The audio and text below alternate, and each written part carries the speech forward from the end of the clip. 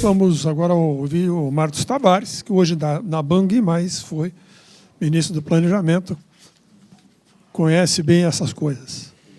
Fez orçamento e tal. Bem, É verdade.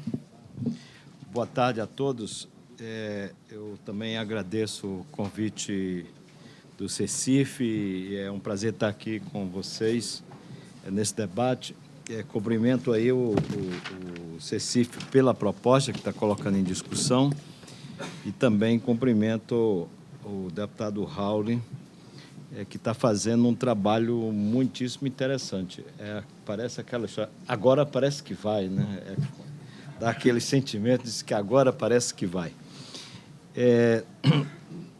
Baixa um pouco o microfone. Mais uma vez, Baixa mais um pouco. mais uma vez, o CECIF me convidou para vir aqui fazer uma discussão e da outra vez também eu mencionei o fato de que bom, vocês estão convidando até os contribuintes para discutir a reforma tributária. Isso é muitíssimo relevante. Você mudou de lado, né? Bem, eu tinha que, né?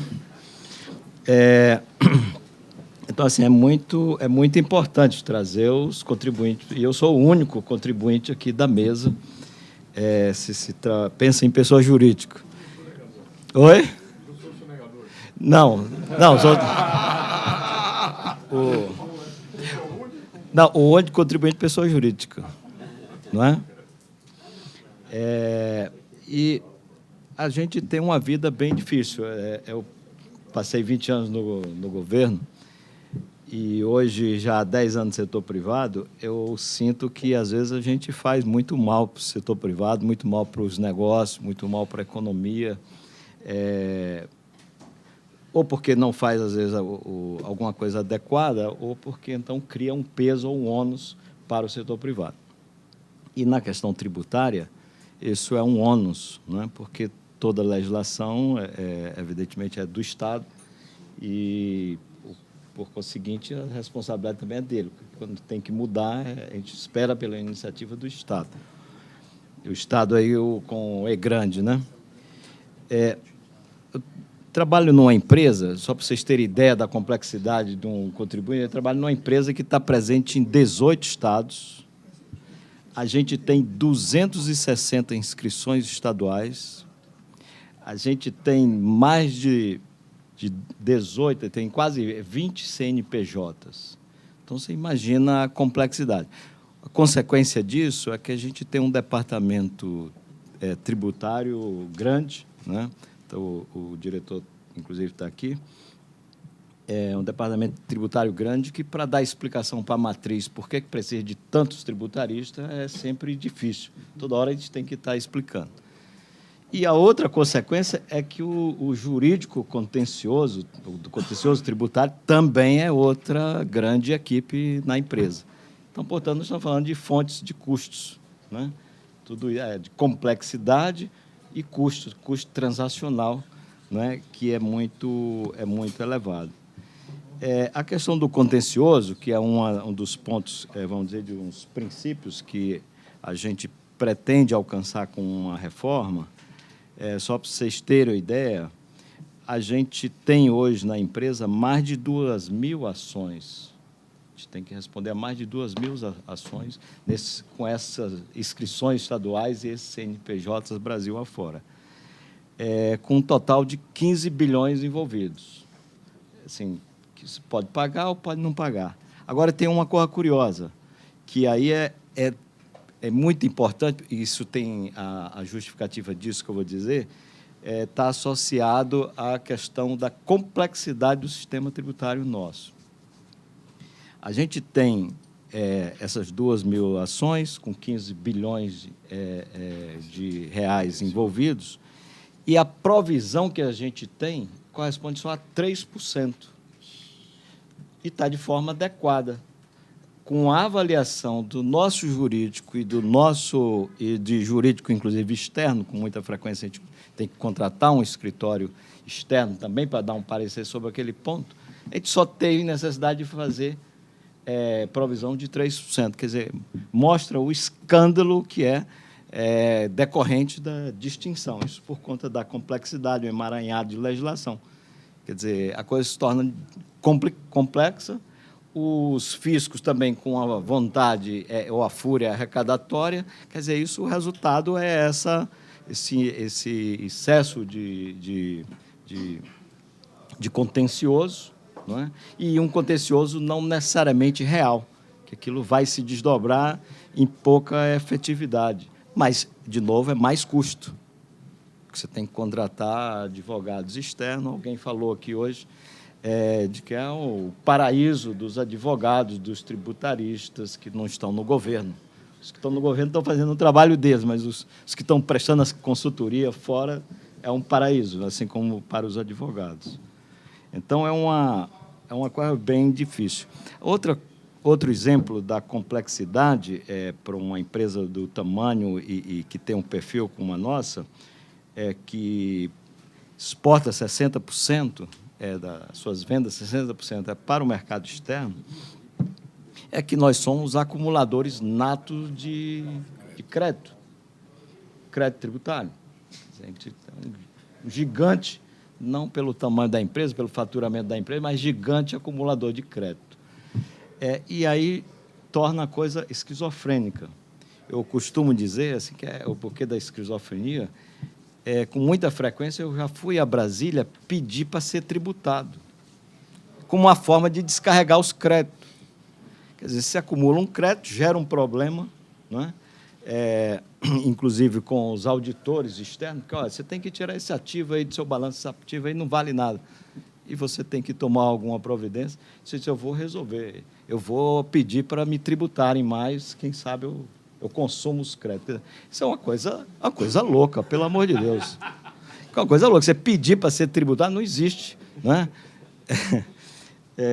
Não existe essa situação, eu creio que em lugar nenhum do mundo, o contribuinte pedir para ser tributado, para tentar resolver um problema de um ativo que é condenado pela auditoria externa. Bem, das duas propostas, eu não vou aqui entrar nos detalhes, mas assim, a gente analisando... Tem muito crédito para receber da União e dos Estados? Temos. O valor está lá no balanço, é uma bela quantia. Sobre as duas propostas, assim, quando a gente vê o termo dos princípios, dos objetivos, a gente só tem uma coisa a fazer, é apoiar integralmente. Porque qualquer coisa, se a gente vê o que está acontecendo hoje, qualquer coisa, qualquer movimento, a gente sai de uma situação ruim, péssima que a gente está, para uma situação melhor. Quer dizer, é muito difícil que uma proposta consiga piorar. Se bem que a gente sempre diz que sempre pode piorar. É verdade, sempre pode piorar. Mas é muito difícil. Para uma empresa que opera nacionalmente, uma exportadora, a situação é meio difícil. É preciso trabalhar muito, como o Marcos Lisboa mencionou. É uma pena que a gente se esforce também para ser pobre, se esforça para prejudicar os negócios. Então, assim, pode até acontecer mesmo, mas eu diria, a gente tem uma oportunidade muito grande de fazer uma melhoria e gerar os benefícios aí. Vamos entrar aqui na discussão de quantos por cento isso acrescenta no PIB.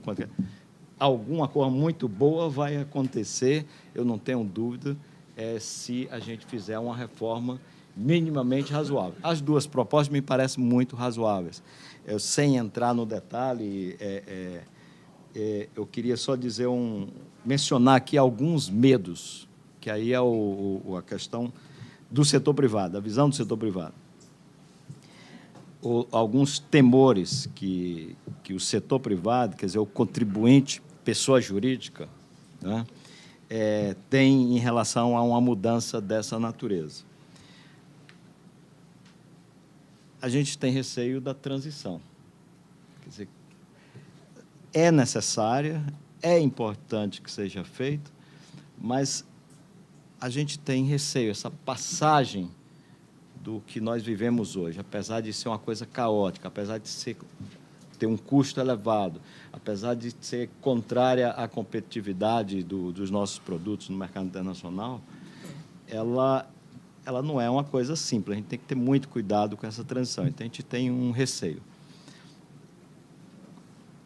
A gente tem um medo que, nessa transição, se altere as posições relativas. O Bernard mencionou na apresentação que, inevitavelmente, você vai ter mudança de preços relativos. Inevitavelmente, você vai mexer na competição, na competitividade entre setores dentro do mesmo setor. As empresas não têm o mesmo portfólio de produtos e serviços, então eles vão ser impactados. Por isso que a transição precisa ser cuidadosa. A gente tem também um receio, que foi muito citado no período glorioso aqui que o Cláudio mencionou, dessas reformas aí há 40 anos atrás, 30 anos atrás, sempre se falou disso. No Brasil, nunca ouvi falar da gente ter extinto ou extinguido um imposto. Se criou, ele vai ficar. Mas a gente extinguiu a CPMF. Então, não é verdade. Mas a gente tem receio. Se a gente vai fazer essa transição...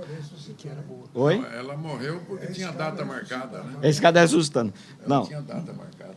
Mas podia perfeitamente ser aprovar uma PEC prorrogando por mais 2 anos e excessivamente. Então, a gente tem receio de que algo que, de novo, tem a ver com a transição, a gente vai botar um imposto a mais, vai conviver com, em vez de 5, conviver com 6. Por um período, a gente vai ter um custo adicional, porque aí foi mencionado aqui o risco e o custo por ficar muito alto. O medo de, efetivamente, isso venha a se cumprir. Mas, apesar de todos esses receios que eu mencionei aqui, se conversar com outras pessoas do setor privado, pode apresentar outras preocupações, eu compraria. Assim, está falando, compraria qual? A do Recife, a do deputado Raul? Eu compraria, qualquer uma das duas, a gente vai quase para o ótimo. Se a coisa for... A gente pode aperfeiçoar, o Clóvis mencionou, a gente precisa combinar melhor um pouco aqui dos dois modelos, que tem coisa muito positiva em um e no outro, e tem alguns ajustes que precisam ser feitos em um e outro. Eu diria, a gente está muito próximo. Isso é uma coisa extraordinária. Isso é uma sexta-feira santa, essa daqui, se de fato acontecer o desdobramento no Congresso e a gente venha a ter uma aprovação de uma dessas duas propostas, de um mix dessas duas propostas. Por último, eu colocaria... Desculpa, que só antes do último, eu queria só colocar um ponto, que lá nas premissas ou nos objetivos de qualquer reforma, não é muito mencionado, na apresentação que eu vi do Bernard, sobre a questão da competição desleal. O sistema não só é custoso e tem todas essas maluquices que geram custos transacionais, custos para as empresas, mas também ele é fator de você conviver com competição desleal. Com muita facilidade se sonega, e você enfrenta, portanto, uma competição desleal.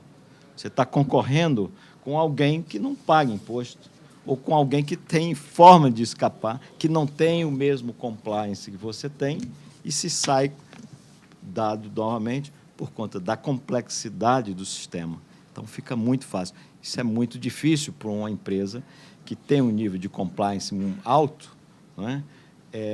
Ela competir no mercado com alguém que não tem compliance quase nenhum, né? Empresa familiar e que está competindo com você. Então, esse ponto, eu acho que, dentre aqueles objetivos, eu acho que a questão de uma competição leal, justa, que qualquer uma das duas, a passagem para um sistema de IVA, eu diria que atende a esse objetivo, né? E é importante ter presente. Eu só queria, por último, mencionar um pouco da experiência. Eu acho que eu já tive a oportunidade de falar aqui num outro evento nosso. Experiência de 1995, foi aqui mencionado, com o início do governo Fernando Henrique, que se propôs a uma reforma tributária, se propôs uma reforma da Previdência. E quando se fez, principalmente a reforma da Previdência, a gente foi proposto, não era a melhor reforma, era a proposta que se achava adequada naquele momento, não se aprovou a reforma, como não se aprovou até hoje. Nós estamos falando de 22 anos. Se passaram 22 anos. Se nós, naquele momento, nós tivéssemos aprovado uma reforma da Previdência, qualquer que fosse, para valer para os que fossem nascer a partir daquela data, só vale, a transição vai ser tão flexível quanto, só vale para quem nascer após a emenda constitucional. Hoje, essa pessoa já estaria no mercado de trabalho. Passaram-se 22 anos e a gente não fez a tal reforma. A gente já estaria hoje com um contingente de pessoas nessas novas regras da Previdência. Oi? Perdemos por um voto. Perdemos por um voto, exatamente. Então, isso é trágico, não é? É trágico. Então, assim, a gente, nesse último ponto que eu estou aqui mencionando, trazendo, eu gostaria de lembrar que a transição que eu disse que é importante, que é preciso a gente ter cuidado para evitar alguns problemas que podem acontecer, né? Problemas vão ter, porque a gente não vai estar parado, vai chacoalhar um pouco, os preços relativos vão mudar, a competição vai mudar, por isso que ela precisa ser, aí nesse sentido, deputado, eu prefiro uma coisa um pouco mais longa, mas não, eu nem sei se precisa ser 10 anos, mas 2 é muito pouco, e 10 talvez seja demais. Assim, eu acho que a gente precisa de uma transição, que ela também tenha um pouco mais de tempo. A transição de 50 anos, eu não sei se o grupo do CECIF fez um pouco de ironia com esses 50 anos, mas é espetacular. Assim, não tem governador, porque ele imagina o filho, o neto, as 3 gerações à frente, passando por 2 mandatos, cada um nos governos estaduais, e mesmo assim ainda não tem razão para ficar contra, porque não vai alcançá-los, né? Então, assim, devia apoiar. Então, eu acho que a transição de 50 anos também é um exagero, mas, evidentemente, eu compreendi que tem até uma questão, talvez, didática. Olha, vamos fazer uma coisa para a gente começar a ter uma coisa nova, né? Então, eu parabenizo o CECIF, parabenizo o deputado Raul pelo trabalho que está sendo feito, e eu diria, eu acho que aqui a Confederação Nacional da Indústria, não sei se o Flávio ainda vai falar, mas eu já disse assim, já imagino que o Flávio vai apoiar, que a gente precisa fazer alguma coisa, pelo amor de Deus. Pelo amor de Deus, a gente precisa. Foi mencionado aqui que por razões econômicas, não necessariamente por razões tributárias. Sim, o país está pagando um custo altíssimo, muitas vezes invisível, mas é quantificável. A gente consegue quantificar quanto é que a gente está perdendo por ano por não fazer. E aí, concordando com o Gastão, eu acho que a gente tem aqui uma boa oportunidade de ter o Raul com toda essa energia e essa experiência que ele está colocando a serviço de um projeto, o dele, ou que seja, que a gente acompanha. E a capacidade que o presidente Temer tem de trabalhar isso no Congresso. A gente precisa colocar numa agenda de altíssima prioridade. Eu não consigo imaginar que a gente perca isso. Eu acho que, talvez, do ponto de vista da economia, seja mais importante a reforma tributária do que a reforma da Previdência. Muito obrigado.